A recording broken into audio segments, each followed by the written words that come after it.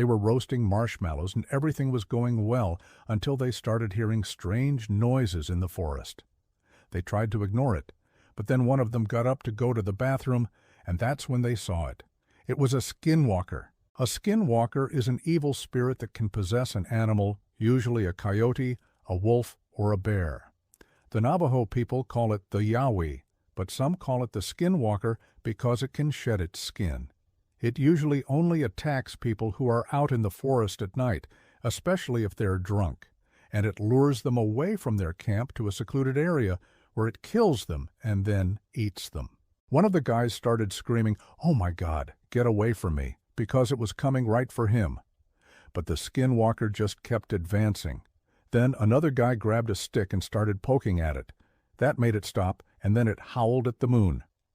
After it howled, it started running through the forest, and the guys started chasing after it. When they chased it into the forest, it disappeared.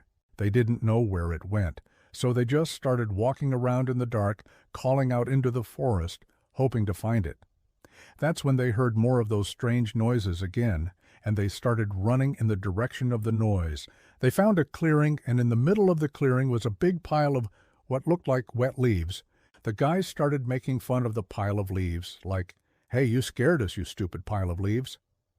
When all of a sudden the pile of leaves started moving. It reared its head up and let out a blood-curdling scream. The guys turned and ran as fast as they could, tripping over sticks and rocks, not caring. They could hear the skinwalker gaining on them, getting closer and closer. They could hear its heavy breathing and how it was getting more and more amped up. Then they heard it let out a loud, "Yip, yip, yip, yip, yip." And then they stopped running. They sat down on a log, leaned against a tree, and they started making a circle around the fire. They huddled together for warmth and tried to make themselves small, hoping that whatever was out there would just go away. They thought maybe if they acted like they weren't there, like if they became invisible, then the skinwalker would just leave them alone. As the sun started to come up, the forest started to get light, and the skinwalker disappeared. And when the guys started to get up, they realized that some of their things were missing.